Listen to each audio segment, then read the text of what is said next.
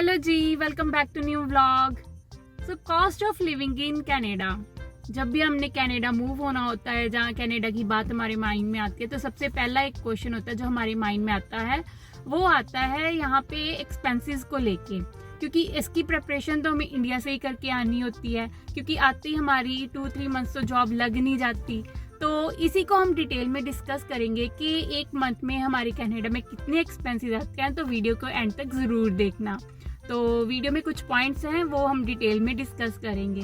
तो जी, सबसे पहले अगर हम बात करें तो सबसे एसेंशियल्स में आती है ग्रोसरी।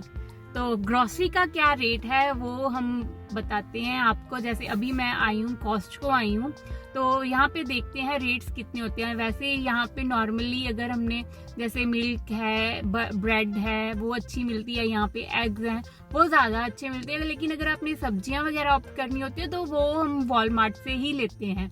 अगर बात करें हम ग्रोसरीज की, तो पिछले 1 साल से इतना ज़्यादा रेट्स बढ़ गए हैं, बहुत ज़्यादा एक्सपेंसिव हो गई है ग्रोसरी ड्यू टू इन्फ्लेशन। पिछले साल जो चीज, मतलब हर चीज़ में आपको $1, $1.5, $2 का डिफरेंस मिलेगा ही मिलेगा। जो ट्रिप आपका पहले एक स्टोर में $100 में हो जाता था, वही ट्रिप आज अगर आप जाओ तो $150 आपके ना आराम से ही लग जाएंगे।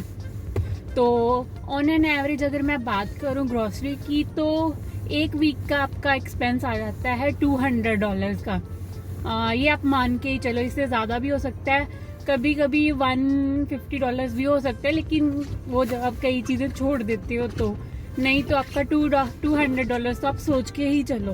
तो ये बात हो गई ग्रोसरी की। तो मंथली अगर हम बात करते हैं तो आप $800 लेके ही चलो ग्रोसरी। तो जी, अब हम बात करते हैं ट्रांसपोर्टेशन की।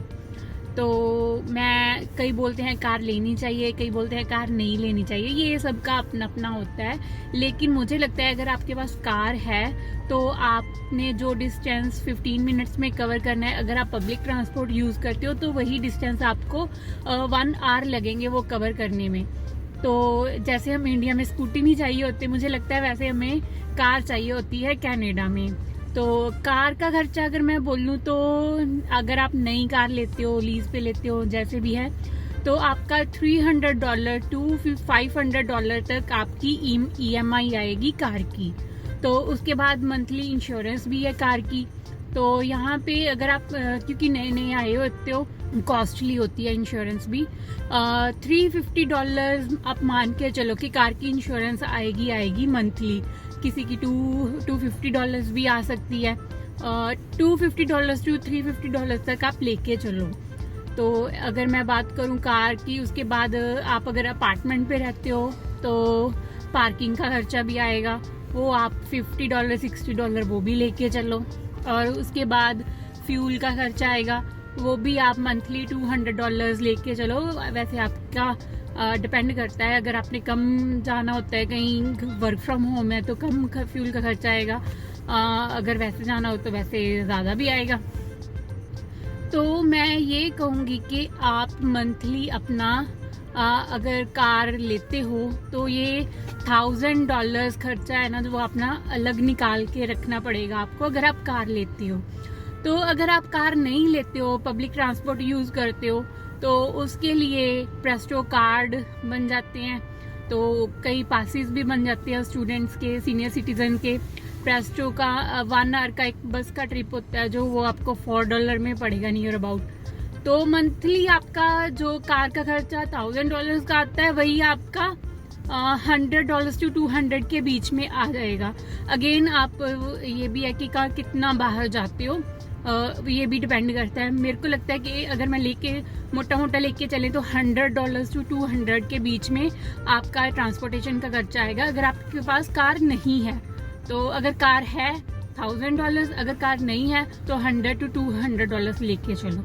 ये था ट्रांसपोर्टेशन के रिलेटेड। तो अपना ग्रोसरी का हो गया, ट्रांसपोर्टेशन का हो गया।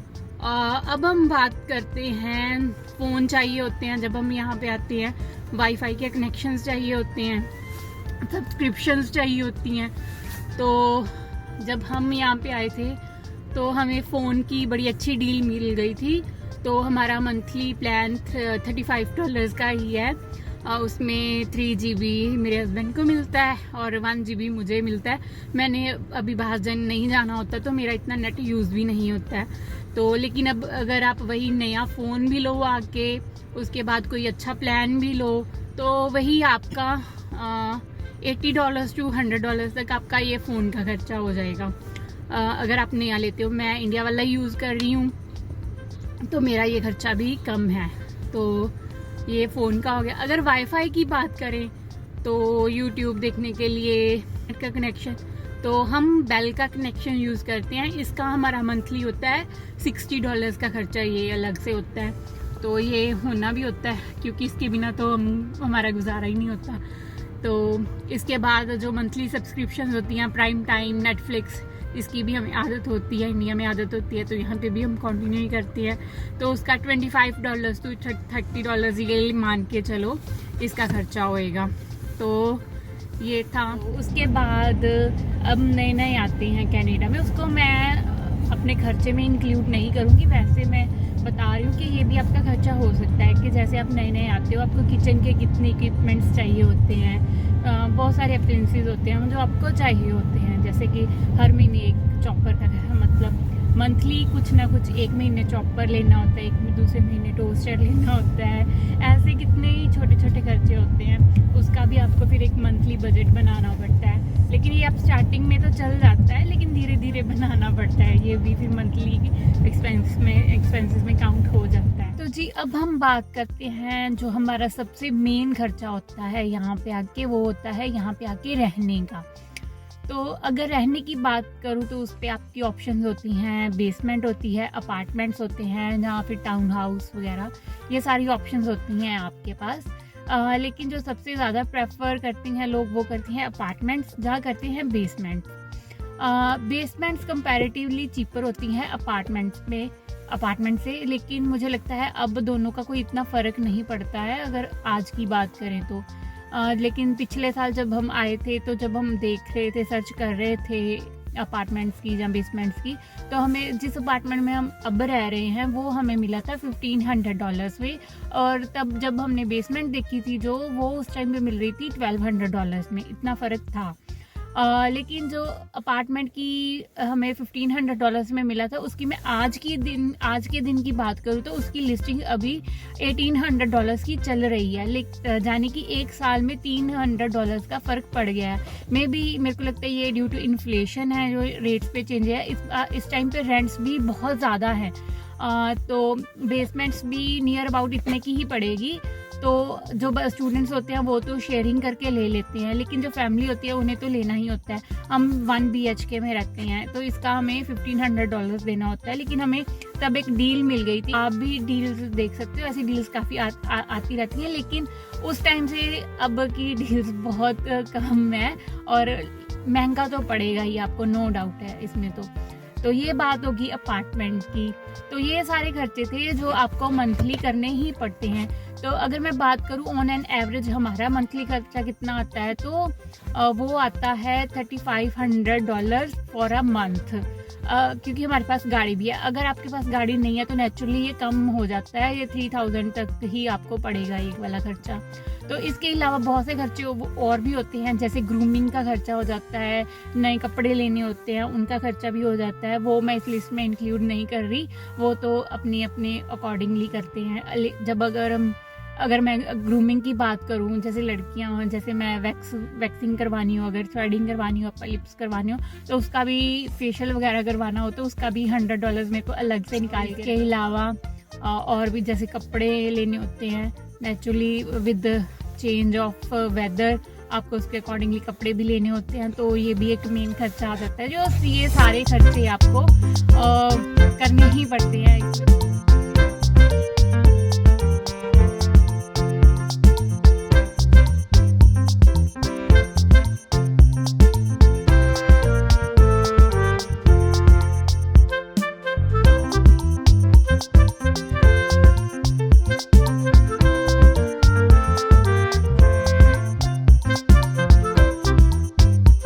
तो अगर मैं बात करूँ तो यही है 35,000 ऑन एन एवरेज एक फैमिली का खर्चा आता है, अगर आपके पास गाड़ी है तो।